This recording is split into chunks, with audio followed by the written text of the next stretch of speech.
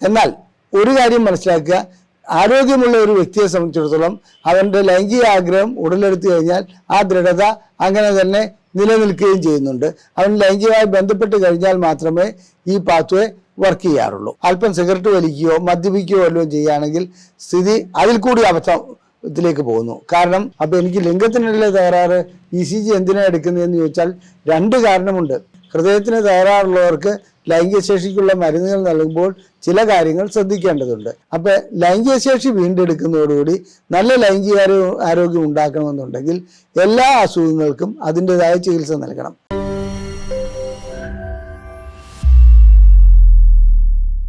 നമസ്കാരം. ലൈംഗികമായുള്ള ശേഷിക്കുറവിനെ കുറിച്ചുള്ള ഒരു നീണ്ട വീഡിയോ ആണ് ഞാനിന്ന് നിങ്ങളുടെ മുമ്പിൽ അവതരിപ്പിക്കാൻ പോകുന്നത്. നീണ്ട വീഡിയോ എന്ന് ഉദ്ദേശിച്ചതുകൊണ്ട് അതിൻ്റെ കാരണങ്ങൾ എന്താണ്, ഇതെങ്ങനെയാണ് സംഭവിക്കുന്നത്, ഇതിനുള്ള ചികിത്സ എന്താണ്, ഏതെല്ലാം രൂപത്തിലുള്ള ലൈംഗിക ശേഷിക്കുറവുണ്ട്, ആധുനിക ചികിത്സാ സമ്പ്രദായങ്ങൾ എന്തെല്ലാം പുതുതായി ഡെവലപ്പ് ചെയ്തിട്ടുണ്ട്, ഇതെല്ലാമാണ് ഇന്ന് ഞാൻ നിങ്ങളോട് അവതരിപ്പിക്കാൻ പോകുന്നത്. ഞാൻ ഡോക്ടർ അജയൻ വർഗീസ്, കോഴിക്കോട് ജില്ലയിൽ കുന്നമംഗലം പന്തീർപ്പാടത്തുള്ള institute of sexual and reproductive medicine എന്ന സ്ഥാപനത്തിൻ്റെ ഡയറക്ടറാണ്. International association of sexual medicine practitioners modern medicine എന്ന അസോസിയേഷൻ്റെ ഓൾ ഇന്ത്യ ചെയർമാനുമാണ്. എന്താണ് ലൈംഗിക ശേഷിക്കുറവ്? ഒരു പുരുഷന് ലൈംഗികമായിട്ടുള്ള ആഗ്രഹം ഉടലെടുക്കുമ്പോൾ സ്വാഭാവികമായും അദ്ദേഹത്തിൻ്റെ ലിംഗം ഉയർന്നു വരുന്നു, നല്ല ദൃഢത കൈവരിക്കുന്നു. ഏതാണ്ട് ഒരു 135 ഡിഗ്രി ആംഗിളിലേക്ക് അത് ഉയർന്നു നിൽക്കുന്നതായി കാണാം. അപ്പോൾ ലൈംഗിക ശേഷിക്കുറവ് അനുഭവപ്പെടുന്ന ഒരു വ്യക്തിയെ സംബന്ധിച്ചിടത്തോളം എന്ത് ആഗ്രഹം ഉടലെടുത്താലും ലിംഗം ഈ രീതിയിൽ ഉയരുകയില്ല. അഥവാ ഉയർന്നാൽ തന്നെ ഒരു 30 ഡിഗ്രി അല്ലെങ്കിൽ 60 ഡിഗ്രിക്ക് അപ്പുറത്തേക്ക് മുന്നോട്ട് വരാറുമില്ല. പിന്നെ ദൃഢത കൈവരിക്കുന്നതിന് പകരം അത് ഏറെക്കുറെ സ്പോഞ്ച് പോലെയുള്ള ഒരവസ്ഥയിലേക്ക് അല്പം വണ്ണം വയ്ക്കുകയും ചെയ്യാം. അതിനാണ് ലൈംഗിക ശേഷിക്കുറവെന്ന് പറയുന്നത്. ഇതിൻ്റെ കാരണങ്ങൾ എന്താണ്? ലൈംഗിക ശേഷിക്കുറവ് എന്തുകൊണ്ടാണ് ഉണ്ടാകുന്നത്? 3-4 കാരണങ്ങൾ പ്രധാനമായുണ്ട്. ഒന്ന്, ലിംഗം ഒരു ബലൂണായി സങ്കല്പിക്കുക. ആ ബലൂണിലേക്ക് കാറ്റ് ഊതി വിടുകയാണെങ്കിൽ തീർച്ചയായിട്ടും അത് വലിപ്പം വയ്ക്കും. അങ്ങനെ വലിപ്പം വയ്ക്കുന്ന അവസ്ഥയിൽ ബലൂണിനെ നമ്മൾ മറ്റൊരു ആവരണത്തിൽ ഉൾപ്പെടുത്തിയിരിക്കുകയാണെങ്കിൽ തീർച്ചയായിട്ടും അതിന് ആ ആവരണത്തിൻ്റെ അത്രമേ വലിപ്പം വയ്ക്കുവാൻ കഴിയുള്ളൂ. ഇവിടെയും സംഭവിക്കുന്ന അതാണ്. രക്തം ലിംഗത്തിലേക്ക് ഇരച്ചു കയറുന്നു. ഇങ്ങനെ രക്തം ഇരച്ചു കയറുന്ന അവസ്ഥയിൽ ലിംഗത്തിൻ്റെ പുറത്തുള്ള ചില ഫേഷ്യകൾ ആ ഫേഷ്യകൾ എന്ത് ചെയ്യുന്നു? ഇതിനെ അവിടെ തടുത്തു നിർത്തുകയാണ്. അതുകൊണ്ട് അകത്ത് നല്ല ദൃഢത കൈവരിക്കുന്നു. കോർപ്പസ് കാവേർണസം എന്ന 2 കലകളും അതുകൂടാതെ ഇതിനകത്ത് കോർപ്പസ് സ്പോഞ്ചിയോസം എന്ന് പറയുന്ന ഒരു കലയിലേക്കുമാണ് രക്തം ഇങ്ങനെ ഇരച്ചു കയറുന്നത്.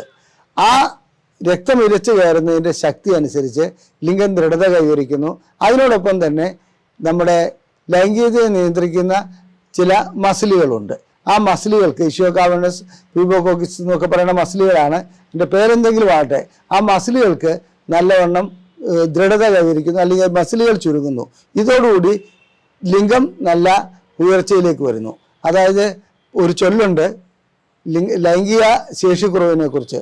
ആദ്യം സൂര്യനെ നോക്കും, പിന്നെ നേരെ നോക്കും, പിന്നെ ഭൂമിയെ നോക്കും. അപ്പോൾ സൂര്യനെ നോക്കുന്ന അവസ്ഥയിലേക്ക് വന്നാലേ ലൈംഗിക ശേഷിക്കുറവില്ല അല്ലെങ്കിൽ ദൃഢത കൈവരിക്കുന്നു എന്ന് പറയാൻ കഴിയുള്ളൂ. ഇതിന് രക്തം മാത്രമല്ല മസിലുകളുടെ പ്രവർത്തനവും അതിനകത്തൊരു ഭാഗമാണ്. അപ്പോൾ തലച്ചോറിൽ നിന്ന് വരുന്ന ചില സിഗ്നലുകളാണ് നട്ടെല്ല് വഴിക്ക്, അതായത് സൂക്ഷ്മനാഡി വഴിക്ക്, പുണരൽ നെർവ് വഴിക്ക് ലിംഗത്തിലേക്ക് എത്തിപ്പെടുന്നത്. ഈ സിഗ്നലുകൾ നമ്മളൊരു സ്ത്രീയെ കാണുമ്പോഴോ അല്ലെങ്കിൽ ലൈംഗികമായി എന്തെങ്കിലും ചിന്തിക്കുമ്പോഴോ നമുക്ക് ലൈംഗികമായിട്ടുള്ള ആഗ്രഹം ഉടലെടുക്കുമ്പോഴോ ഈ സിഗ്നലുകൾ സൂക്ഷ്മനാഡി വഴിക്ക് ലിംഗത്തിലേക്കുള്ള ഞരമ്പുകളിലേക്ക് എത്തുന്നു. ലിംഗത്തിലേക്കുള്ള ഞരമ്പുകളിൽ നിന്ന് അവിടുന്ന് നൈട്രിക് ഓക്സൈഡ് എന്ന ഒരു രാസപദാർത്ഥം പുറപ്പെടുവിക്കുന്നു. ഈ രാസപദാർത്ഥം അവിടെ കോർപ്പസ് കാവേർണസത്തിലുള്ള ലിംഗത്തിനകത്തുള്ള രക്തക്കൊള്ളുകളെയും കോർപ്പസ് കാവേർണസത്തെയും വികസിപ്പിക്കുവാൻ സഹായിക്കുന്നു. അപ്പോൾ ആവശ്യത്തിന് രക്തം ലിംഗത്തിനുള്ളിലേക്ക് വരുന്നു. എന്നാൽ ഇങ്ങനെ ലിംഗത്തിനുള്ളിലേക്ക് വരുമ്പോൾ ഇവിടെ ഒരു പ്രത്യേകതയുണ്ട്. അത് വന്ന് ദൃഢത കൈവരിച്ചു കഴിഞ്ഞാൽ അതിന് ഒരു ആൻറ്റി കെമിക്കൽ, അതായത് സൈക്ലിക് GMP എന്ന ഒരു പാത്വേ വഴിക്ക് അതിനെ ബ്ലോക്ക് ചെയ്യുകയും വീണ്ടും ലിംഗം സാധാരണ അവസ്ഥയിലേക്ക് പോകാറുമുണ്ട്. അതായത് ലിംഗത്തിൻ്റെ ദൃഢത നഷ്ടപ്പെടാറുണ്ട്. എന്നാൽ ഒരു കാര്യം മനസ്സിലാക്കുക, ആരോഗ്യമുള്ള ഒരു വ്യക്തിയെ സംബന്ധിച്ചിടത്തോളം അവൻ്റെ ലൈംഗിക ആഗ്രഹം ഉടലെടുത്തു കഴിഞ്ഞാൽ ആ ദൃഢത അങ്ങനെ തന്നെ നിലനിൽക്കുകയും ചെയ്യുന്നുണ്ട്. അവൻ ലൈംഗികമായി ബന്ധപ്പെട്ട് കഴിഞ്ഞാൽ മാത്രമേ ഈ പാത്വേ വർക്ക് ചെയ്യാറുള്ളൂ. ചിലർക്ക് അതിന് മുമ്പ് തന്നെ വർക്ക് ചെയ്യുകയാണെങ്കിൽ അതിന് ഞങ്ങൾ പറയുന്നത് ബിക്കംസ് ഫ്ലാസിഡ് ഇൻ ബിറ്റ്വീൻ എന്നാണ്. അതായത് ലൈംഗിക ശേഷി അതിൻ്റെ പകുതിക്ക് വെച്ച് തന്നെ ഉദാഹരണ ശേഷി നഷ്ടപ്പെടുന്നു എന്നുള്ളതാണ്. ഇനി ലൈംഗിക ശേഷി ഈ രീതിയിൽ ഇത് വന്നു, അതായത് തലച്ചോറിൽ നിന്നുള്ള സിഗ്നലുകൾ വന്നു. എന്നാൽ ഇതിനൊരു ചാലക ശക്തിയായിട്ട് ഹോർമോണുകളുണ്ട്. എന്തെല്ലാം ഹോർമോണുകളാണ്? ടെസ്റ്റോസ്റ്ററോണാണ് അവിടെ പ്രധാനമായും പങ്കുവഹിക്കുന്നത്. ടെസ്റ്റോസ്റ്ററോണിൻ്റെ അളവ് കുറഞ്ഞാൽ തീർച്ചയായിട്ടും ലൈംഗിക ശേഷി നഷ്ടപ്പെടും. അതുപോലെ തന്നെ മറ്റു ചില ഹോർമോണുകളുണ്ട്. പ്രൊലാക്റ്റിൻ, അതിൻ്റെ അളവ് കൂടിയാൽ ലൈംഗിക ശേഷി നഷ്ടപ്പെടും. ഇനി കോർട്ടിസോൾ എന്ന് പറയുന്ന ഒരു ഹോർമോണിൻ്റെ അളവ് കൂടിയാണെങ്കിൽ തീർച്ചയായിട്ടും അത് നമുക്കൊരു മനപ്രയാസം ഉണ്ടാകുക, നമുക്കൊരു മാനസികമായുള്ള സമ്മർദ്ദം ഉണ്ടാകുക. അത്തരം സന്ദർഭങ്ങളിലാണ് കോർട്ടിസോൾ എന്ന് പറയുന്ന ഹോർമോൺ ഉയരുന്നത്. അപ്പോൾ ടെസ്റ്റോസ്റ്ററോൺ കുറയാറുണ്ട്. അങ്ങനെയും ലൈംഗിക ശേഷി നഷ്ടപ്പെടാറുണ്ട്. ഇനി തൈറോയിഡിന് എന്തെങ്കിലും പ്രശ്നമുണ്ടെങ്കിൽ തീർച്ചയായിട്ടും ലൈംഗിക ശേഷി നഷ്ടപ്പെടും. തൈറോയിഡ് ഹോർമോൺ ഉയരുകയാണെങ്കിലും കുറയുകയാണെങ്കിലും ലൈംഗിക ശേഷി നഷ്ടപ്പെടുന്നതായി കാണാം. അപ്പോൾ ഹോർമോണിൻ്റെ കാര്യം കഴിഞ്ഞു. ഇനി ഹോർമോണിന് ശേഷം നമ്മൾ ശ്രദ്ധിക്കേണ്ട ഒരു ലിംഗത്തിനകത്ത്, ലിംഗത്തിൻ്റെ കോശങ്ങൾക്കകത്ത് എന്തെങ്കിലും തകരാറുണ്ടാകുകയാണെങ്കിൽ ചിലപ്പോൾ ലിംഗം വളഞ്ഞു പോകുന്നതായി കാണാം, അല്ലെങ്കിൽ ലിംഗത്തിന് ദൃഢത കൈവരിക്കാൻ കഴിയാത്തതായി കാണാം. ഇത്തരം അവസ്ഥകളിലും ലൈംഗിക ശേഷിക്കുറവ് അനുഭവപ്പെടുന്നുണ്ട്. ഇനി ലൈംഗിക ശേഷിക്കുറവ് അനുഭവപ്പെടുന്നതിന് ഏതെല്ലാം രോഗങ്ങളാണ് കാരണമായി മാറുന്നത്? അടിസ്ഥാനപരമായി ഞാൻ കാര്യങ്ങൾ പറഞ്ഞു. 3 കാര്യങ്ങളാണ്: രക്തസംബന്ധമായത്, ഹോർമോൺ സംബന്ധമായത്, ഞരമ്പ് സംബന്ധമായത്, അതായത് ന്യൂറോൺ സംബന്ധമായത്. ഈ 3 കാരണങ്ങളാണ് ഏത് രൂപത്തിലുള്ള രോഗം വന്നാലും ഇത് നമ്മുടെ പ്രശ്നങ്ങളിലേക്ക് പോകുന്നത്. അതിലാദ്യം നമുക്ക് പ്രമേഹത്തെ എടുക്കാം. പ്രമേഹം ലൈംഗിക ശേഷിക്കുറവുണ്ടാക്കുന്ന ഒരു വലിയ ഘടകമാണ്. ഈ പ്രമേഹ രോഗം ബാധിച്ച വ്യക്തികളെ സംബന്ധിച്ചിടത്തോളം ലൈംഗിക ശേഷിക്കുറവ് മാത്രമല്ല, അവരുടെ രക്തക്കൊള്ളുകൾക്ക് പ്രശ്നമുണ്ടാകുന്നു, അവരുടെ ഞരമ്പുകൾക്ക് പ്രശ്നമുണ്ടാകുന്നു, അവരിൽ ഹോർമോൺ വ്യതിയാനങ്ങൾ കണ്ടുവരുന്നു. ഇതുപോലെ ഈ 3 മതിയല്ലോ ലൈംഗിക ശേഷിക്കുറവ് ഉണ്ടാക്കാൻ. ഇത് കൂടാതെ തന്നെ പ്രമേഹം ബാധിക്കുന്ന ഒരു വ്യക്തികളെ സംബന്ധിച്ചിടത്തോളം അവരുടെ കോശങ്ങൾക്ക് വേണ്ടത്ര ഗ്ലൂക്കോസ് ലഭിക്കാത്തതുകൊണ്ട് എനർജി ഉൽപ്പാദിപ്പിക്കാൻ കഴിയാതെ വരുന്നു. ഇത്തരം അവസ്ഥയിൽ ചില വിഷലിപ്തമായ പദാർത്ഥങ്ങൾ അവരുടെ കോശങ്ങൾക്കുള്ളിൽ ഉണ്ടാകുന്നു. ഇത് രക്തക്കൊള്ളുകളെ വികസിപ്പിക്കുവാൻ അനുവദിക്കുകയില്ല, ചുരുങ്ങിപ്പോകുന്നു. അപ്പോൾ പ്രമേഹം അനുഭവപ്പെടുന്ന വ്യക്തികളെ സംബന്ധിച്ചിടത്തോളം ശരിക്കുള്ള ലൈംഗിക ശേഷി ഉണ്ടാകണമെന്നുണ്ടെങ്കിൽ പ്രമേഹം നിയന്ത്രിക്കേണ്ടതുണ്ട്. അതോടൊപ്പം തന്നെ ഹോർമോൺ, ന്യൂറോണൽ, വാസ്കുലാർ, അതായത് ഹോർമോൺ സംബന്ധമായതും ഞരമ്പ് സംബന്ധമായതും രക്തക്കൊഴൽ സംബന്ധമായുള്ള പ്രശ്നങ്ങൾക്ക് പരിഹാരം കണ്ടെത്തേണ്ടതുമുണ്ട്. പ്രമേഹം ഉള്ള ഒരു വ്യക്തിയെ സംബന്ധിച്ചിടത്തോളം അദ്ദേഹം അതിൻ്റെ കൂട്ടത്തിൽ അല്പം സിഗരറ്റ് വലിക്കുകയോ മദ്യപിക്കുകയോ വല്ലതും ചെയ്യുകയാണെങ്കിൽ സ്ഥിതി അതിൽ കൂടി അബദ്ധത്തിലേക്ക് പോകുന്നു. കാരണം സിഗരറ്റ് വലിക്കുന്നതോടുകൂടി രക്തക്കൊള്ളുകൾ വീണ്ടും ചുരുങ്ങാനുള്ള അവസ്ഥ ഉണ്ടാകുന്നു. നിക്കോട്ടിൻ്റെ പ്രശ്നം വേറെ വഴിക്കൂടെ ആക്ട് ചെയ്യുന്നു. ഞരമ്പുകൾക്ക് തകരാറുണ്ടാക്കുന്നു. പിന്നെ ചെറിയ ചെറിയ രക്തക്കൊള്ളുകൾ അടയുന്നുള്ളത് ഉറപ്പുമാണ്. അപ്പോൾ അതുകൊണ്ട് പ്രമേഹത്തിൻ്റെ കൂടെ മറ്റ് സിഗരറ്റ് വലിക്കുന്ന വ്യക്തികൾക്ക് ലൈംഗിക ശേഷി വീണ്ടെടുക്കുവാൻ വളരെയധികം കഠിന പ്രയത്നം ചെയ്യേണ്ടി വരും. ഇനി നമുക്ക് പ്രഷറിലേക്ക് പോകാം. പ്രഷർ അനുഭവപ്പെടുന്ന വ്യക്തികളെ സംബന്ധിച്ചിടത്തോളം അവരുടെ രക്തക്കൊള്ളുകളുടെ ഉൾഭാഗമായിട്ടുള്ള എൻഡോത്തീലിയം തകരാറിലാകുന്നു. അതിന് മുറിവുണ്ടാകുന്നു. എൻഡോത്തീലിയത്തിൽ നിന്നാണ് നൈട്രിക് ഓക്സൈഡ് പുറപ്പെടുവിക്കുന്നത്.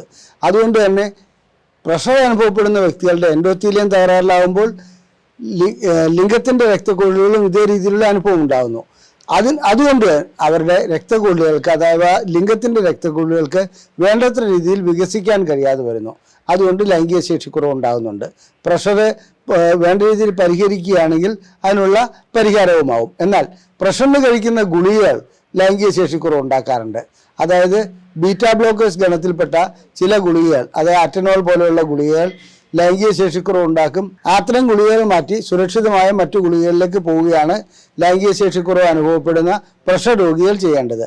ഇതുകൂടാതെ ഡയോറിറ്റിക്സ് ഗണത്തിൽപ്പെട്ട, അതായത് തയാസൈഡ് അതുപോലെയുള്ള ഗുളികകൾ ലൈംഗിക ശേഷിക്കുറവ് ഉണ്ടാക്കുന്നുണ്ട്.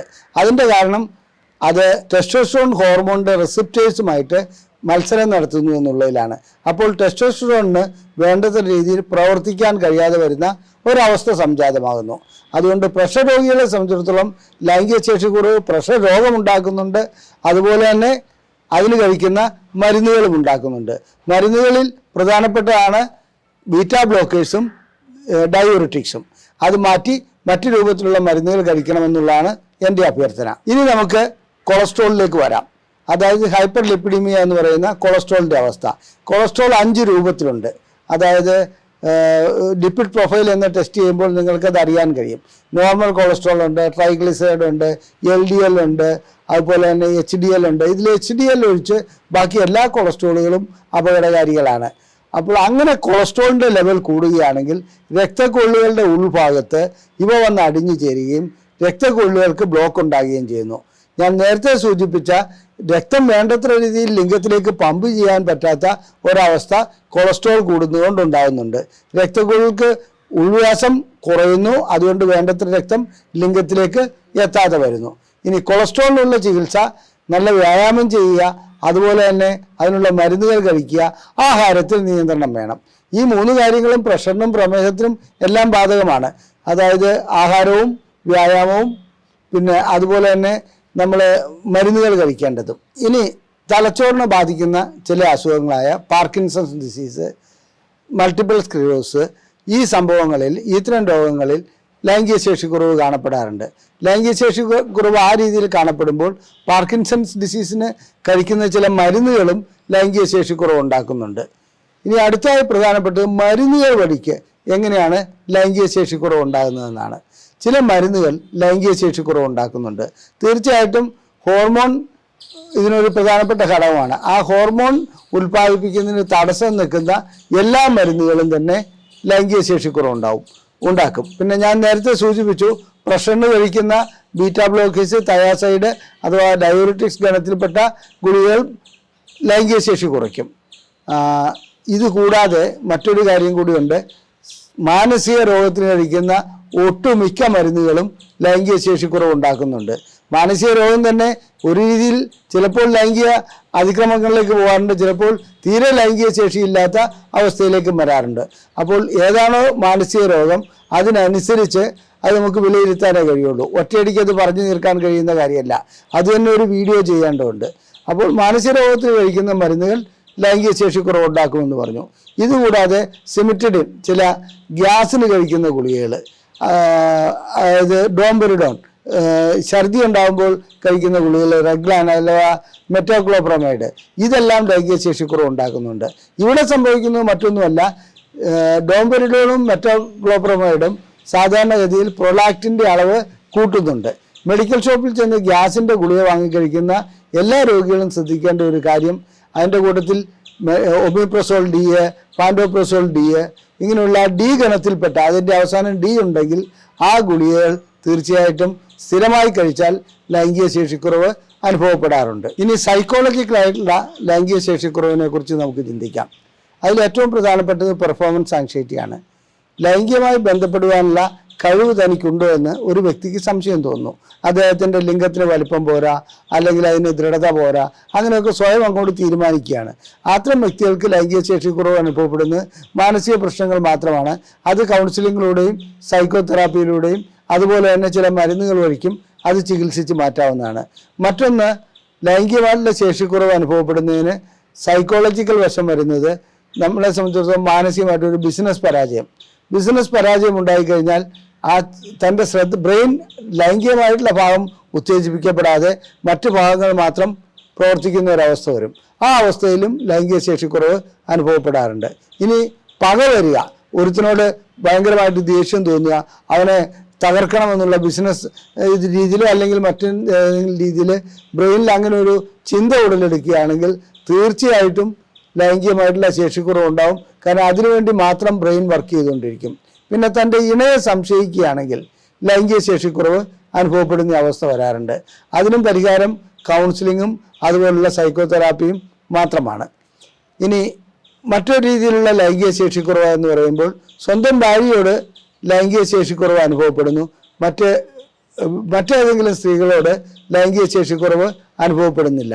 ഒറ്റയടിക്ക് ഇത് സൈക്കോളജിക്കൽ ഇഷ്യൂ ആണെന്നുള്ളത് നമുക്ക് മനസ്സിലാക്കാം. എന്നിരുന്നാലും സ്വന്തം ഭാര്യയോട് അനുഭവപ്പെടുന്നു, അവിടെ ഹോർമോൺ ലെവലിൽ വ്യതിയാനം ഉണ്ടായിട്ടുണ്ടോ എന്നുള്ളത് നമ്മൾ അന്വേഷിക്കേണ്ടതുണ്ട്. കാരണം പുരയ്ക്ക് തീ പിടിച്ചു കഴിഞ്ഞാൽ ഏത് വ്യക്തിയും PT ഉഷ ഓടുന്നതിനേക്കാളും നന്നായിട്ട് ഓടും. അതുപോലെ തന്നെയാണ് പുറത്തൊരിടത്ത് ചെല്ലുമ്പോൾ അദ്ദേഹത്തിനുള്ള എനർജി, അതായത് ഹോർമോണും കാര്യങ്ങളും കൂടുതലായി ഉൽപ്പാദിപ്പിക്കപ്പെടുന്നുണ്ട്. മറിച്ചും സംഭവിക്കാറുണ്ട്. മറ്റൊരു സ്ത്രീയുമായി ലൈംഗിക ബന്ധത്തിൽ ഏർപ്പെടാൻ ശ്രമിക്കുന്ന വ്യക്തികൾക്ക് ചിലപ്പോൾ അതിന് കഴിയാതെ വരുന്നു, സ്വന്തം ഭാര്യയുടെ അടുക്കൽ ഒരു പ്രശ്നവും ഇല്ലാതെ വരുന്നു. ഇതിൻ്റെ കാരണം കുറ്റബോധം കൊണ്ടുണ്ടാകുന്ന സൈക്കോളജിക്കൽ ഡിസോർഡറാണ്. അതിനും പരിഹാരം മറ്റുള്ളവർക്ക് പോകാതിരിക്കുക എന്നുള്ളത് തന്നെയാണ്. അത് സാമൂഹികമായിട്ടുള്ള ഒരു ചോദ്യമാണ്. അതിനകത്ത് മറ്റു കാര്യങ്ങളെക്കുറിച്ച് ഞാൻ കൂടുതലായി കടക്കുന്നില്ല. ഇനി ഇതിൻ്റെ ചികിത്സകൾ ഏതെല്ലാം രൂപത്തിലുള്ളതാണ്, ലൈംഗിക ശേഷിക്കുറവിന് ഏതെല്ലാം രൂപത്തിലുള്ള ചികിത്സയാണ്. ആ ചികിത്സ നമ്മൾ ചെയ്യുന്നതിന് മുമ്പ് നമ്മൾ ആദ്യം വ്യക്തികളുടെ ഹിസ്റ്ററി മനസ്സിലാക്കണം. അവർ ഏതെല്ലാം മരുന്നുകൾ കഴിക്കുന്നുണ്ട്, എന്തെല്ലാം അസുഖങ്ങൾ അവർക്കുണ്ട്, ഇത് ഉടലെടുക്കുവാൻ അവർക്ക് എന്തെങ്കിലും പ്രത്യേകിച്ച് കാരണങ്ങളുണ്ടോ, ഏതെങ്കിലും അസുഖം വന്നതിന് ശേഷമാണോ, അല്ലെങ്കിൽ എന്തെങ്കിലും വേറെ രീതിയിലുള്ള മാനസികമായിട്ടുള്ള ആഘാത ബിസിനസ് തകർന്നതിന് ശേഷമാണോ, ഇങ്ങനെയുള്ള കാര്യങ്ങളെല്ലാം ചോദിച്ചറിയേണ്ടതുണ്ട്. പ്രത്യേകിച്ചും ഇന്നത്തെ ഈയിടെയായി വളരെയധികം രോഗികൾ ഇവിടെ വരാറുണ്ട്. സാർ, എനിക്ക് കൊറോണ വരെ ഒരു കുഴപ്പമില്ലായിരുന്നു, കൊറോണ കഴിഞ്ഞതിന് ശേഷമാണ് ലൈംഗിക ശേഷിക്കുറവ് അനുഭവപ്പെട്ടതെന്ന് പറഞ്ഞ്. കൊറോണ കഴിഞ്ഞതിന് ശേഷം കാണപ്പെടുന്ന ലൈംഗിക ശേഷിക്കുറവ് പലതും പരിശോധനകളിൽ അതിൻ്റേതായ കാരണങ്ങളൊന്നുമല്ല, സ്വാഭാവികമായിട്ടുള്ള കാരണമാണെന്നാണ് മനസ്സിലാക്കിയിട്ടുള്ളത്. എന്നിരുന്നാലും കൊറോണ വന്നതിന് ശേഷം ICUവിലും മറ്റും കിടന്ന രോഗികൾക്ക് അതുകൊണ്ട് ലൈംഗിക ശേഷിക്കുറവ് അനുഭവപ്പെടില്ല എന്ന് പറയാറായിട്ടില്ല. അതിനുള്ള പഠനങ്ങൾ നടന്നു വരുന്നതേ ഉള്ളൂ. മറ്റ് വേറെ ആക്സിഡൻ്റ് ഉണ്ടാകുക, മരത്തിൽ നിന്ന് വീണു, നട്ടലിന് ക്ഷതമേറ്റു, അപ്പോൾ സ്പൈനൽ കോഡിന് തകരാറുണ്ടായിക്കഴിഞ്ഞാൽ ലൈംഗിക ശേഷി നഷ്ടപ്പെടാറുണ്ട്. അതുപോലെ അവിടെ സ്പൈനൽ കോഡിനെ ബാധിക്കുന്ന മറ്റ് അസുഖങ്ങളുണ്ടായാൽ ലൈംഗിക ശേഷി നഷ്ടപ്പെടാറുണ്ട്. അതിനൊക്കെ ആ രീതിയിലുള്ള ചികിത്സയാണ് ആവശ്യം. ഇനി തുടക്കത്തിൽ തന്നെ ഹിസ്റ്ററിയിൽ നിന്ന് നമുക്ക് ഇവരിൽ നിന്ന് ചോദിച്ചറിയുന്നതിൽ നിന്ന് നമുക്ക് കുറച്ച് കാര്യങ്ങൾ മനസ്സിലാക്കാൻ കഴിയും. ആ കാര്യങ്ങൾ മനസ്സിലാക്കിയതിന് ശേഷം അതിനനുസരിച്ചുള്ള പരിശോധനകളിലേക്ക് പോവുകയാണ് വേണ്ടത്. അപ്പോൾ പരിശോധനകൾ എന്തെല്ലാമാണെന്നുള്ളത് ഞാനൊന്ന് വിശദീകരിക്കാം. അപ്പോൾ നമുക്ക് പരിശോധനകൾ എന്തെല്ലാമാണെന്നുള്ളത് നോക്കാം. പരിശോധനകളെ സംബന്ധിച്ചിടത്തോളം ആദ്യമായി രക്തം പരിശോധിക്കേണ്ടതുണ്ട്. അതിനു മുമ്പ് തന്നെ ശരിക്കും അദ്ദേഹത്തിൻ്റെ പ്രശ്നങ്ങൾ എങ്ങനെയുണ്ട്, ലിംഗം എങ്ങനെയുണ്ട്, ഇതെല്ലാം ശാരീരികമായിട്ടുള്ള പരിശോധന നടത്തണം. എവിടെയെങ്കിലും കഴകളുണ്ടോ, അതായത് ലിംനോട്ട്സ് ഉണ്ടോ, അങ്ങനെയുള്ള പരിശോധനകൾ നടത്തണം. ബാക്കി ജനറലായിട്ട് ഡോക്ടർമാർ ചെയ്യുന്ന എല്ലാ ദേഹപരിശോധനയും അതിനകത്ത് നടത്തേണ്ടതുണ്ട്. ഇനി അതിനുശേഷമാണ് രക്തപരിശോധനയിലേക്ക് പോകുന്നത്. രക്തപരിശോധനയിൽ എല്ലാ രീതിയിലുള്ള മെഡിക്കൽ ചെക്കപ്പും ചെയ്യണം. കാരണം മെഡിക്കൽ ചെക്കപ്പ് ചെയ്യണമെന്ന് പറയുന്നതിൽ അതായത് lipid profile, LFT, liver function test, ലിവറിന് എന്തെങ്കിലും തകരാറുണ്ടായാൽ ലൈംഗിക ശേഷിയെ ബാധിക്കാറുണ്ട്. ചില ഹോർമോണുകൾ ഉൽപ്പാദിപ്പിക്കുന്നതിൻ്റെ അടിസ്ഥാന പ്രവർത്തനം ലിവറിൽ വെച്ചാണ് നടക്കുന്നത്. അതുപോലെ തന്നെ റീനൽ ഫങ്ഷൻ ടെസ്റ്റ്, കിഡ്നിക്ക് പ്രശ്നങ്ങൾ ഉണ്ടായിക്കഴിഞ്ഞാൽ ലൈംഗിക ശേഷി കുറവുണ്ടാകാറുണ്ട്. അപ്പോൾ അത്തരം ടെസ്റ്റുകളെല്ലാം ചെയ്യണം. സിങ്ക് ചെയ്യണം, കാൽസ്യം ചെയ്യണം, ഫോസ്ഫറസ് ചെയ്യണം, മഗ്നീഷ്യം കഴിയുമെങ്കിൽ മഗ്നീഷ്യം ചെയ്യണം. ഇങ്ങനെയുള്ള ടെസ്റ്റുകളെല്ലാം ചെയ്യേണ്ടതുണ്ട്. അതുകൂടാതെ ഹോർമോണുകളിലേക്ക് വരുമ്പോൾ ടെസ്റ്റോസ്റ്ററോൺ, അത് രാവിലെ ഒരു 10-11 മണിക്കുള്ളിൽ എടുക്കുന്നതാണ് നല്ലത്. ഇല്ലെങ്കിൽ വൈകുന്നേരം എടുക്കുകയാണെങ്കിൽ അതിൻ്റെ അളവനുസരിച്ച് കുറവായിരിക്കുമെന്ന് മാത്രം. ടെസ്റ്റോസ്റ്ററോൺ ചെയ്യണം. അതുപോലെ തന്നെ പ്രൊലാക്റ്റിൻ ഹോർമോൺ ചെയ്യണം. അത് പൂൾഡ് പ്രൊലാക്റ്റിൻ ആയിരിക്കും മിക്കപ്പോഴും നന്നാകുക. എന്ന് പറഞ്ഞാൽ 1, 2, 3 തവണ ബ്ലഡ് എടുത്തിട്ട് മിക്സ് ചെയ്തിട്ട് ചെയ്യുന്ന ഒരവസ്ഥ. പിന്നെ തൈറോയിഡിൻ്റെ എല്ലാ ടെസ്റ്റും ചെയ്യണം. അങ്ങനെ പിന്നെ PSA, പ്രോസ്റ്റേറ്റ് ഗ്രന്ഥിയുടെ ടെസ്റ്റ് ചെയ്യേണ്ടതുണ്ട്. അതിൻ്റെ പ്രോസ്റ്റേറ്റ് സ്പെസിഫിക് ആൻറ്റിജൻ നോക്കേണ്ടതുണ്ട്. HbA1c ചെയ്യുന്നുണ്ട്. കാരണം വെച്ചിട്ടുണ്ടെങ്കിൽ ഷുഗർ ഉണ്ടെങ്കിലും ഇല്ലെങ്കിലും ഇതിന് HbA1c ചെയ്യുന്നത് വളരെ നല്ലതാണ്. അത് 3 മാസത്തിലൊരിക്കൽ ഉള്ള ഷുഗറിൻ്റെ കൺട്രോളിങ് എങ്ങനെയുണ്ടെന്ന് നോക്കുന്നത്. അതിൻ്റെ അടുത്ത ടെസ്റ്റുകൾ എന്താണെന്ന് വെച്ചിട്ടുണ്ടെങ്കിൽ ഇതിനകത്ത് വരേണ്ടത് ഒരു ECG നിർബന്ധമായും എടുത്തിരിക്കണം. അപ്പോൾ എനിക്ക് ലിംഗത്തിനുള്ള തകരാറ് ECG എന്തിനാണ് എടുക്കുന്നതെന്ന് ചോദിച്ചാൽ 2 കാരണമുണ്ട്. ഒന്ന്, ഹൃദയത്തിൻ്റെ തകരാറുകൾ മൂലം ലൈംഗിക ശേഷി നഷ്ടപ്പെടാറുണ്ട്. അതുപോലെ തന്നെ ഹൃദയത്തിന് തകരാറുള്ളവർക്ക് ലൈംഗിക ശേഷിക്കുള്ള മരുന്നുകൾ നൽകുമ്പോൾ ചില കാര്യങ്ങൾ ശ്രദ്ധിക്കേണ്ടതുണ്ട്. അതുകൊണ്ടാണ് ECG എടുക്കണമെന്ന് പറയുന്നത്. പിന്നീടുള്ളത് ബയോതെസ്മിയോമെട്രിയാണ്. ബയോതെസ്മിയോമെട്രി എന്ന് പറഞ്ഞാൽ ഞരമ്പുകളുടെ പ്രവർത്തനം എങ്ങനെയുണ്ടെന്ന് മനസ്സിലാക്കുക. അത് പെനൈൽ ബയോതെസ്മി ഉണ്ട്, കാലിൻ്റെയും കൈയുടെയും ഒക്കെ ബയോതെസ്മിയോമെട്രി ചെയ്യുന്നത് നല്ലതാണ്. പെനൈൽ ബയോതെസ്മിയോമെട്രിയിൽ നിന്ന് നമുക്ക് PSR വാല്യൂ കിട്ടും, അതായത് പെനൈൽ സെൻസിറ്റിവിറ്റി റേഷ്യോ. അത് കിട്ടിക്കഴിഞ്ഞാൽ എത്രത്തോളം അതിനകത്ത് ഞരമ്പുകളുടെ പ്രവർത്തനം നല്ല രീതിയിൽ പോകുന്നുണ്ട് എന്നുള്ളത് മനസ്സിലാക്കാൻ കഴിയും. ഇത്തരം ടെസ്റ്റുകളെല്ലാം ചെയ്തതിന് ശേഷം എന്താണ് എന്നുള്ളത് വിലയിരുത്തണം. അത് വിലയിരുത്തി കഴിഞ്ഞിട്ടാണ് അടുത്ത സ്റ്റെപ്പിലേക്ക് പോകാൻ കഴിയുക. ഇതുകൂടാതെ പ്രധാനപ്പെട്ട ഒരു ടെസ്റ്റ് ഉണ്ട്, pharmacologically induced penile erection test. അതായത് ലിംഗത്തിലേക്ക് ഒരു ഇഞ്ചക്ഷൻ വെച്ച് നോക്കുക. ആ ഇഞ്ചക്ഷൻ വെച്ചിട്ട് ബ്ലോക്ക് നീങ്ങി ലിംഗം നല്ല രീതിയിൽ ഉദ്ധരിക്കുന്നുണ്ടോ എന്ന് നോക്കുക. അത് ഉദ്ധരിക്കുന്നില്ലെങ്കിൽ അതിൻ്റെ ഡോസ് അനുസരിച്ച് ഡോസ് ചിലപ്പോൾ കൂട്ടേണ്ടി വരും. ചില സ്ഥാപനങ്ങളിൽ ഈ ഇഞ്ചക്ഷൻ ചെയ്തതിന് ശേഷം സ്കാനിങ് നടത്താറുണ്ട്, അതായത് ഡോപ്ലർ സ്റ്റഡി നടത്താറുണ്ട്. എൻ്റെ അഭിപ്രായത്തിൽ ആ ഡോപ്ലർ സ്റ്റഡിക്ക് വലിയ പ്രസക്തിയൊന്നുമില്ല. എത്രത്തോളം നമുക്ക് ഏത് ഭാഗത്താണ്, ഹാർട്ടിൻ്റേത് പോലെയല്ല, ഇടതുവശത്തെ കുഴലിനാണോ വലതുവശത്തെ കുഴലിനാണോ ബ്ലോക്ക് ഉള്ളതെന്ന് അറിഞ്ഞതുകൊണ്ട് പ്രത്യേകിച്ച് ഗുണമൊന്നും കിട്ടാൻ പോകുന്നില്ല. കാരണം അവിടെ ആൻജിയോപ്ലാസ്റ്റി ചെയ്യാൻ പറ്റുന്ന ഒരു അവസ്ഥയിലല്ല. വീണ്ടും നമുക്ക് ചെയ്യാൻ പറ്റുന്നത് ഒന്നുകിൽ ഇംപ്ലാന്റിലേക്ക് പോവുക, അല്ലെങ്കിൽ ഇഞ്ചക്ഷൻ്റെ ഡോസ് കൂട്ടി അതിന് മാറ്റം വരുത്താൻ കഴിയുമോ എന്നുള്ളതാണ്. മിക്കപ്പോഴും ഇഞ്ചക്ഷൻ്റെ ഡോസ് ഒരു ലെവലിൽ കൂട്ടി കഴിയുമ്പോൾ ലൈംഗിക ശേഷി വീണ്ടെടുക്കുന്നത് കാണാം. ഒരു 5-8 തവണ ഇഞ്ചക്ഷൻ വെച്ച് കഴിയുമ്പോൾ ചിലർക്ക് അത് ഗുളികകളിലേക്ക് മാറ്റം വരുത്തുവാനും കഴിയുന്നുണ്ട്. അപ്പോൾ പൈപ്പ് ടെസ്റ്റ് എന്നാണ് ഇതിന് ചുരുക്കപ്പേരിൽ അറിയപ്പെടുന്നത്. ഇനി നമുക്ക് ചികിത്സയിലേക്ക് വരാം. ഏതെല്ലാം ചികിത്സകളാണ്? ആ ചികിത്സകൾക്ക് വരുന്നതിന് മുമ്പ് ഞാൻ 2 രീതിയിലുള്ള ലൈംഗിക ശേഷിക്കുറവ് കൂടി ഞാൻ ഈ കൂട്ടത്തിലൊന്ന് വിശദീകരിക്കട്ടെ. അതായത് സ്പൗസ് ഇൻഡ്യൂസ്ഡ്, അത് സ്വന്തം സഹധർമ്മിണി ലൈംഗിക ശേഷിക്കുറവ് ഉണ്ടാക്കുന്ന ചില അവസ്ഥകൾ ഉണ്ടാകാറുണ്ട്. ഒന്ന്, അവരുടെ പെരുമാറ്റം നല്ല രീതിയിൽ വരാതിരിക്കുക. എപ്പോഴെങ്കിലും ലൈംഗികമായി ബന്ധപ്പെടുമ്പോൾ ആ സ്ത്രീ, അതായത് സ്വന്തം ഭാര്യ പറയുകയാണ് നിങ്ങൾക്ക് ലൈംഗിക ശേഷിയില്ല, വേണ്ടത്ര സുഖം ലഭിക്കുന്നില്ല, ഒരൊറ്റ കമൻറ്റ് മതി, വീണ്ടും വീണ്ടും ഇത് ചിന്തയിൽ തലച്ചോറിൽ കിടന്ന് അടിച്ചുകൊണ്ടിരിക്കും. അദ്ദേഹത്തിന് സ്വന്തം ഭാര്യയുടെ അടുക്ക് വരുമ്പോൾ ലൈംഗിക ശേഷി ഉണ്ടാകാത്ത ഒരവസ്ഥ സംജാതമാകാറുണ്ട്. ഇനി മറ്റൊരെണ്ണം വജൈനസ്മസ് ഇൻഡ്യൂസ്ഡ് ഇറക്ടൈൽ ഡിസ്ഫങ്ഷനാണ്. അത് ചില വിവാഹം കഴിഞ്ഞ പുരുഷന്മാരെ സംബന്ധിച്ചിടത്തോളം ഇണയ്ക്ക് വജൈനസ്മസ് ഉണ്ടെങ്കിൽ, യോനിസങ്കോചം ഉണ്ടെങ്കിൽ അവർ ആദ്യമൊക്കെ ട്രൈ ചെയ്യും. പിന്നെ ട്രൈ ചെയ്യുന്നതോടുകൂടി ഇവരുടെ ലിംഗം ചെന്നിട്ട് ഒരു വലിയ ഭിത്തിക്ക് ഇടിക്കുന്നത് പോലെ അത് വളയുകയാണ് ചെയ്യുക, യോനിക്കുള്ളിലേക്ക് കടക്കുകയില്ല.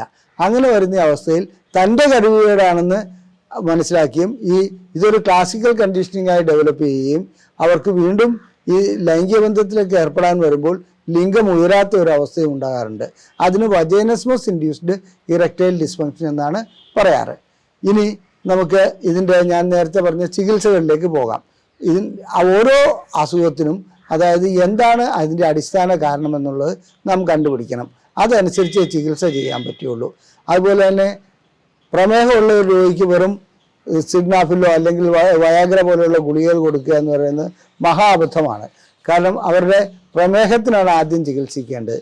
പ്രമേഹവും ചികിത്സിക്കണം, അതുപോലുള്ള ഗുളികകളും നൽകണം. പിന്നെ കൂട്ടത്തിൽ സഹധർമ്മിണിയെ കൊണ്ടുവന്ന് ഈ കാര്യങ്ങൾ പറഞ്ഞ് മനസ്സിലാക്കുകയും ചെയ്യണം. ഇവർ തമ്മിലുള്ള ക്ലാഷ് ഞാൻ നേരത്തെ സൂചിപ്പിച്ച പോലെ വീണ്ടും ലൈംഗിക ശേഷിക്കുറവിലേക്ക് പോകാതിരിക്കാൻ വേണ്ടിയാണ് അത് ചെയ്യേണ്ടത്. അങ്ങനെ ചെയ്യുകയാണെങ്കിൽ ചിലരെ സംബന്ധിച്ചിടത്തോളം ഗുളികകൾ കൊണ്ട് തന്നെ പ്രയോജനം ലഭിക്കുന്നതായി കാണാം. ഇനി പ്രഷറുള്ള വ്യക്തിക്കാണ് പ്രഷർ നിയന്ത്രിക്കണം, കൊളസ്ട്രോളുള്ള വ്യക്തിക്കാണ് കൊളസ്ട്രോൾ നിയന്ത്രിക്കണം. അതുകൂടാതെ മൾട്ടിപ്പിൾ സ്ക്ലീറോസിസ്, പാർക്കിൻസൺസ് ഡിസീസ്, ഇങ്ങനെയുള്ള രോഗങ്ങളുള്ള വ്യക്തികളെ സംബന്ധിച്ചിടത്തോളം അവർക്ക് തീർച്ചയായിട്ടും ആ രോഗം ചികിത്സിക്കുന്നതോടൊപ്പം തന്നെയാണ് ലൈംഗിക ശേഷിക്കുറവിനുള്ള ചികിത്സ നൽകേണ്ടത്. അതല്ലാതെ ലൈംഗിക ശേഷിക്കുറവ് മാത്രമായി ചികിത്സിക്കുന്നത് അബദ്ധമാണ്. അവരുടെ മറ്റു രോഗങ്ങൾ അധികരിക്കുകയും വീണ്ടും ചികിത്സിച്ചിട്ട് പ്രയോജനമില്ലാത്ത ഒരവസ്ഥയിലേക്ക് പോവുകയും ചെയ്യുന്നുണ്ട്. ഇന്ന് കാണപ്പെടുന്ന ഒരു പ്രവണത എന്താണെന്ന് വെച്ചാൽ മെഡിക്കൽ ഷോപ്പിൽ പോയി ഒരു ഗുളിക വാങ്ങുക, അന്നേരത്തെ കാര്യം നടത്തുക. അതിപ്പോൾ മിക്കപ്പോഴും മെഡിക്കൽ ഷോപ്പിൽ ലഭിക്കുന്ന ഒരു വയാഗ്ര ഗണത്തിൽപ്പെട്ട ഗുളികകളായിരിക്കും. ഇത് ആയുർവേദമാണെന്ന് പറഞ്ഞു പോലും വയാഗ്ര ഗുളികകൾ പൊടിച്ചിട്ട് കൊടുക്കാറുണ്ട്. അപ്പോൾ അത്തരം ഗുളികകൾ വാങ്ങി കഴിച്ചു കഴിഞ്ഞാൽ ഇവരുടെ അടിസ്ഥാന രോഗം വളർന്ന് പന്തലിച്ച് ഒരു ഭൂതമായി മാറും. അതിനുള്ള അവസ്ഥ സൃഷ്ടിക്കാതെ വ്യക്തമായ ചികിത്സ ചെയ്യുകയാണ് വേണ്ടത്. അപ്പോൾ കാരണം എന്താണെന്ന് കണ്ടുപിടിക്കുക. അപ്പോൾ ആദ്യത്തെ പടി നമ്മൾ പറഞ്ഞു ഗുളികകളാണ്. അത് പല രൂപത്തിലുള്ള ഗുളികകളുണ്ട്. അതായത് നമ്മുടെ PD5 ഇൻഹിബിറ്റേഴ്സ് ഗണത്തിൽപ്പെട്ട സിഡ്നാഫില്, ടഡലാഫില്, അതുപോലെ തന്നെ വെർഡിനാഫില്, അവിനാഫില്, അതുപോലെ തന്നെ യുഡിനാഫില്, ഇത്തരം ഗുളികകൾ ഇന്ന് ലഭ്യമാണ്. ഓരോന്നിനും അതിൻ്റേതായ സൈഡ് ഇഫക്റ്റ് ഉണ്ട്. ടഡലാഫിൽ കഴിക്കുന്ന വ്യക്തികൾക്ക് ചിലർക്ക് കാലുവേദന വരാറുണ്ട്. അതുപോലെ തന്നെ സിഡ്നാഫിൽ കഴിക്കുന്ന ചില വ്യക്തികൾക്ക് ജലദോഷം വരാറുണ്ട്, തലവേദന വരാറുണ്ട്. മറ്റു ഗുളികൾക്കും അതുപോലെ ഓരോന്നിനും ഓരോ രീതിയിലുള്ള ഇതുണ്ട്. ഏറ്റവും പാർശ്വഫലങ്ങൾ കുറഞ്ഞ ഒരു ഗുളിക, അതായത് ആ പാർശ്വഫലങ്ങൾ കുറഞ്ഞ ഗുളിക എന്ന് പറയുന്നത് യുഡിനാഫിലാണ്. അത് നേരത്തെ കൊറിയൻ പ്രൊഡക്റ്റാണത്. അതിപ്പോൾ ഇന്ത്യയിൽ അത്ര സുലഭമായി ലഭിക്കുന്നില്ല. അതിന് ഒരു ഗുളികയ്ക്ക് തന്നെ 600-700 രൂപയോളം ചിലവ് വരുന്നുണ്ട്. ഇനി ഈ ഗുളികകൾ പരാജയപ്പെടുന്നിടത്ത് നമ്മൾ അടുത്ത സ്റ്റെപ്പിലേക്ക് പോകുന്നത് ഞാൻ നേരത്തെ സൂചിപ്പിച്ച ഇഞ്ചക്ഷനാണ്. ഈ ഇഞ്ചക്ഷൻ എന്ന് പറയുന്നത് ലിംഗത്തിനുള്ളിലേക്ക് വയ്ക്കുന്ന ഒരു ഇഞ്ചക്ഷനാണ്. അത് ഏറ്റവും ലളിതമായ ഒരു ഇഞ്ചക്ഷൻ ഉള്ളത് പപ്പാവറിൻ എന്ന ഗണത്തിൽപ്പെട്ടതാണ്. അതിനകത്തേക്ക് 15 mg 30 mg ഇഞ്ചെക്ട് ചെയ്യുന്നു. ലിംഗം ബന്ധപ്പെടുന്നതിന് മുമ്പ് ഒരു 15 മിനിറ്റ് ചെയ്തു കഴിഞ്ഞാൽ ലിംഗം ഉയർന്നു വരുന്നു, ബന്ധപ്പെടാൻ കഴിയുന്നു. അതേസമയത്ത് അത് പരാജയപ്പെടുന്നവർക്ക് മിക്കപ്പോഴും ആൽഫഡിയാസ്ട്രോളും അതുപോലെ ലാർജാക്ടിനും ഒക്കെ ഉൾപ്പെടുന്ന ബൈമിക്സോ ട്രൈമിക്സോ കൊടുക്കേണ്ടി വരുന്നുണ്ട്.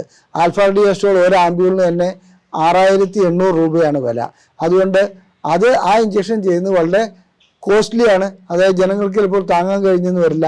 ആ രീതിയിൽ ഉള്ള ഇഞ്ചക്ഷൻ ഇന്ന് അവൈലബിൾ ആണ്. അത് മാർക്കറ്റിൽ ലഭ്യവുമാണ്. പിന്നെ ആ ഇഞ്ചക്ഷൻ നമ്മൾ പരാജയപ്പെടുകയാണെങ്കിൽ നമ്മൾ ഇംപ്ലാന്റിലേക്ക് പോകേണ്ടതുണ്ട്. ഇംപ്ലാന്റ് ശസ്ത്രക്രിയ എന്ന് പറയുന്നത് ഒരു കൃത്രിമമായിട്ടുള്ള ദണ്ടുകൾ വെച്ചിട്ട് ലിംഗത്തിനകത്ത് കോർപ്പസ് കാവേർണസിനകത്തേക്ക് വയ്ക്കുകയാണ്. ഒരിക്കൽ ആ ദണ്ട് വെച്ച് കഴിഞ്ഞാൽ നമ്മുടെ കോർപ്പസ് കാവേർണസം തകരാറിലാകുന്നു. അതുവഴിക്കല്ലാതെ വേറൊരു ചികിത്സാ മാർഗങ്ങളും അവിടെ ഫലിക്കുകയില്ല. ഇതുകൂടാതെ നവീനമായിട്ടുള്ള കുറച്ച് ചികിത്സാ രീതികൾ വന്നിട്ടുണ്ട്. നവീനമായിട്ടുള്ള ചികിത്സാ രീതികളിൽ ഒരെണ്ണമാണ് ഷോക്ക് വേവ് തെറാപ്പി. അതായത് അത് പല രംഗത്തും ഉപയോഗിക്കുന്നുണ്ട്. മസിലിൻ്റെ ജോയിൻറ്റ് പെയിനിന് അങ്ങനെയെല്ലാം ഉപയോഗിക്കുന്നുണ്ട്. ലിംഗത്തിലേക്ക് ശക്തമായ ശബ്ദ തരംഗങ്ങൾ അടിച്ചേൽപ്പിക്കുക. ഈ ശബ്ദ തരംഗങ്ങൾ അടിച്ചേൽപ്പിക്കുമ്പോൾ അവിടെ ക്ഷതമുണ്ടാകുകയും അതനുസരിച്ച് പുതിയ രക്തക്കുഴലുകൾ ഉടലെടുക്കുകയും ലിംഗത്തിലേക്കുള്ള രക്തപ്രവാഹം കൂടുമെന്നുള്ളതാണ് ഇതിൻ്റെ അടിസ്ഥാനം. ഇത് പ്രായോഗികമായിട്ട് ഈ തത്വം അനുസരിച്ച് ഒത്തിരി പരീക്ഷണങ്ങൾ നടത്തിയിട്ടുണ്ടെങ്കിലും എൻ്റെ അഭിപ്രായത്തിൽ അതിന് അത്ര വലിയൊരു ഗുണം കണ്ടതായി കാണപ്പെടുന്നില്ല.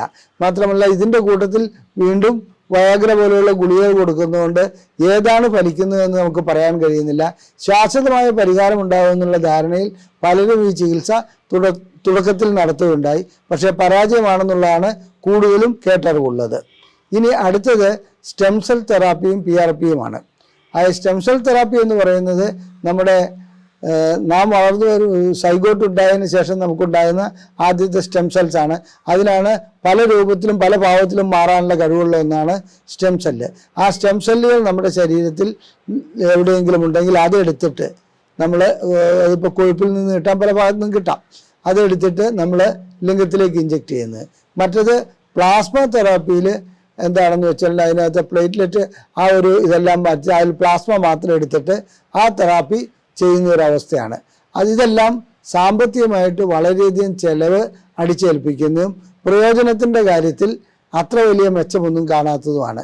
അതായത് ഗുളിക, ഇഞ്ചക്ഷൻ, ഇംപ്ലാന്റ്, ഈ മൂന്നെണ്ണത്തിൽ നമുക്ക് പ്രത്യക്ഷത്തിൽ ഗുണം കാണുന്നുണ്ട്. അതേസമയത്ത് ഈ stem cell therapy, shock wave therapy ഇങ്ങനെയുള്ള കാര്യങ്ങളിലൊക്കെ ഏറ്റവും വലിയ പ്രശ്നം എന്താണെന്ന് വെച്ചാൽ സാമ്പത്തികമായിട്ട് നല്ല ചിലവ് വരും, പക്ഷെ പ്രയോജനം ലഭിച്ചുകൊള്ളണമെന്നില്ല. അടുത്തത് വാക്യൂം തെറാപ്പി ഉണ്ട്. വാക്യൂറെക്സ് എന്നൊക്കെ പറഞ്ഞ് പലതും മാർക്കറ്റിൽ ലഭിക്കുന്നുണ്ട്. അതൊരു റിങ് ലിംഗത്തിലിട്ടിട്ട് അവിടെ വാക്യൂം കൊടുക്കുകയാണ്. ഈ റിങ് എന്ത് ചെയ്യുമെന്ന് വെച്ചിട്ടുണ്ടെങ്കിൽ തിരിച്ച് രക്തം പുറകോട്ട് പോകാതെ ലിംഗം ദൃഢതയിൽ വരുത്തുന്നു. ആ തെറാപ്പി ഒരു പരിധി വരെ ഗുണകരമാണ്. അതിൻ്റെ കൂട്ടത്തിൽ വയാഗ്ര പോലെയുള്ള ഗുളികകളും കഴിക്കുന്നത് നല്ലതാണ്. ഇനി ഇംപ്ലാന്റ് തെറാപ്പി ചെയ്യുന്നതോടുകൂടി മറ്റൊരു ദോഷം കൂടിയുണ്ട്. സ്വാഭാവികമായിട്ടുള്ള ഒരു ലൈംഗിക ഉത്തേജനമല്ല വരുന്നത്. നമുക്ക് ഒരു സ്ത്രീയെ കാണുമ്പോഴോ ചിന്തിക്കുമ്പോഴോ ലിംഗം ഉയരുകയില്ല. ഒരു സ്വിച്ച് ഇടുമ്പോൾ ലിംഗം ഉയരുകയും വേറൊരു സ്വിച്ച് ഇടുമ്പോൾ ലിംഗം ചുരുങ്ങുകയും ചെയ്യുന്ന ഒരു അവസ്ഥ വന്നു കഴിഞ്ഞാൽ അതൊരു കൃത്രിമ സംഭവം മാത്രമാണെന്നുള്ളതാണ്. കൃത്രിമമായിട്ടുള്ളൊരു ലൈംഗിക ബന്ധമായി മാറുന്ന ഒരു അവസ്ഥയും വരില്ല എന്നുള്ള സംശയം എനിക്കുണ്ട്.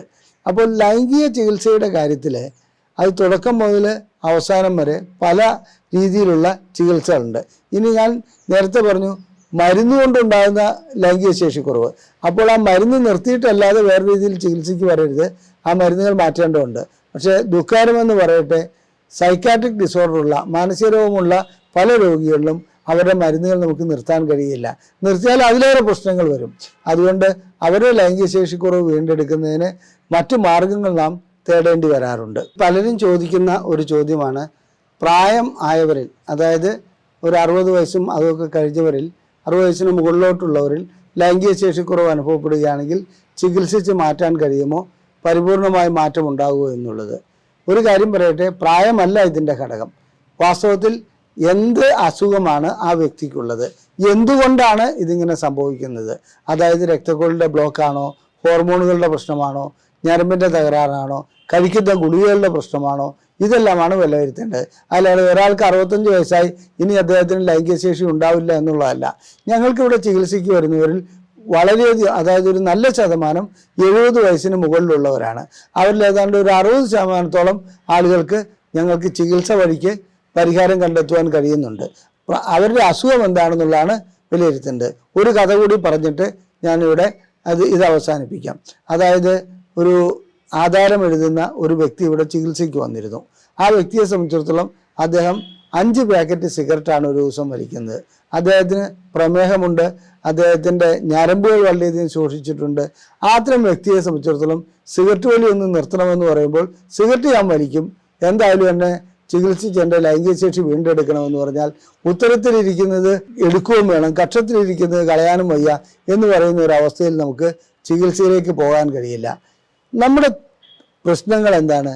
സിഗരറ്റ് വലിക്കുന്നതുകൊണ്ടാണ് ഈ പ്രശ്നം ഉണ്ടാകുന്നത്. സിഗരറ്റ് വലിക്കുന്നതുകൊണ്ടും പ്രമേഹമുള്ളതുകൊണ്ടാണ് ഞരമ്പിന് പ്രശ്നമുള്ളത്. അപ്പം അതിന് പരിഹാരം കണ്ടെത്താതെ ഒരു രീതിയിലുള്ള ചികിത്സയും നടത്താൻ കഴിയില്ല. അദ്ദേഹത്തെ സംബന്ധിച്ചിടത്തോളം 40-45 വയസ്സേ ആയിട്ടുള്ളൂ. ഈ 45 വയസ്സായ വ്യക്തി ഈ പ്രായത്തിൽ ഈ സമയത്ത് 4-5 പാക്കറ്റ് സിഗരറ്റ് വലിക്കുകയാണെങ്കിൽ എത്രത്തോളം കാലം മുമ്പോട്ട് പോകുമെന്നുള്ളത് തന്നെ സംശയമാണ്. മാത്രമല്ല ദുരിതപൂർണമായ ഒരു ജീവിതമായിരിക്കും അദ്ദേഹം പിന്നീട് ഇതുവഴിക്ക് ഉണ്ടാക്കി വെക്കുന്നത്, ഈ സിഗരറ്റ് വലിക്കുന്ന വഴിക്ക്. അപ്പം ലൈംഗിക ശേഷി വീണ്ടെടുക്കുന്നതോടുകൂടി നല്ല ലൈംഗിക ആരോഗ്യം ഉണ്ടാക്കണമെന്നുണ്ടെങ്കിൽ എല്ലാ അസുഖങ്ങൾക്കും അതിൻ്റെതായ ചികിത്സ നൽകണം. മരുന്നുകൾ അതിനെ ക്രമപ്പെടുത്തി കഴിക്കേണ്ടതുണ്ട്. പിന്നെ നല്ല രീതിയിലുള്ള വ്യായാമം എപ്പോഴും ലൈംഗിക ശേഷി ഉണ്ടാക്കുവാൻ സഹായിക്കുന്നതാണ്. നാം അറിയേണ്ട ഒരു കാര്യം, ഒരു 30 വയസ്സ് കഴിഞ്ഞാൽ നമ്മുടെ ഹോർമോൺ ലെവല് കുറഞ്ഞു വരികയാണ്. ഒരു പരിധി എത്തുമ്പോൾ തീരെ ഹോർമോൺ ഇല്ലാതാകുകയും ലൈംഗിക ശേഷിക്കുറവ് അനുഭവപ്പെടുകയും ചെയ്യുന്നുണ്ട്. അത് പ്രായത്തിൻ്റെതാണെന്ന് പറയാൻ പറ്റും. പക്ഷെ ആ പ്രായത്തിലും നാം നന്നായിട്ട് വ്യായാമം ചെയ്യുകയാണെങ്കിൽ, എത്രത്തോളം വ്യായാമം ചെയ്യുന്നോ അത്രത്തോളം നമുക്ക് ലൈംഗിക ശേഷിക്കുറവ് പരിഹരിക്കുവാൻ കഴിയും. അതുപോലെ തന്നെ നല്ല ഉറക്കമുണ്ടാകുകയാണെങ്കിൽ ലൈംഗിക ശേഷിക്കുറവ് പരിഹരിക്കാൻ കഴിയും. പിന്നെ ആവശ്യമില്ലാതെ വേണ്ടാത്ത കാര്യങ്ങളിലെല്ലാം തലയിട്ട് പ്രശ്നങ്ങളായി ജീവിക്കുക, അങ്ങനത്തെ ഒരു അവസ്ഥ വരികയാണെങ്കിൽ ലൈംഗിക ശേഷിക്കുറവ് ഉണ്ടാകുമെന്നുള്ളതിൽ ഒരു സംശയവുമില്ല. ലൈംഗിക ശേഷിക്കുറവിനുള്ള സാധാരണ രീതിയിലുള്ള ചില ആഹാര പദാർത്ഥങ്ങളെക്കുറിച്ച് ഞാൻ പറയാം. ഏറ്റവും നല്ലതാണ് ഉലുവ മുളപ്പിച്ചത് വെറും വയറ്റിൽ കഴിക്കുകയാണെങ്കിൽ ഒരു 10-25 മണി കഴിച്ചാൽ മതി. അതുപോലെ തന്നെ നമ്മൾ മാതള നാരങ്ങ, ബദാം, ചീര, മുട്ട, കൊളസ്ട്രോൾ ഇല്ലെങ്കിൽ മുട്ട കഴിക്കാം, മുട്ടയുടെ മഞ്ഞ ഭാഗം കഴിക്കാവുന്നതാണ്. അത് പിന്നെ ചൂര മത്സ്യം, ഇങ്ങനെയുള്ള സാധനങ്ങളൊക്കെ വെളുത്തുള്ളി ഒരു രൂപത്തിലല്ലെങ്കിൽ മറ്റൊരു രൂപത്തിൽ ലൈംഗിക ശേഷിക്കുറവ് പരിഹരിക്കുന്നതിന് ഗുണം ചെയ്യാറുണ്ട്. നല്ല വ്യായാമം ചെയ്യുക, നല്ല ആഹാരം കഴിക്കുക, മനസ്സമാധാനത്തോടെ ജീവിക്കുക, മറ്റ് അസുഖങ്ങൾക്കുള്ള വേണ്ട ചികിത്സ നടത്തുക, മദ്യപാനം, സിഗരറ്റ് എന്നിവ ഒഴിവാക്കുക. ഇതെല്ലാം ചെയ്യുകയാണെങ്കിൽ ലൈംഗിക ശേഷിക്കുറവ് പരിഹരിക്കാൻ കഴിയുന്ന ഒരു കാര്യമാണ്. നന്ദി, നമസ്കാരം.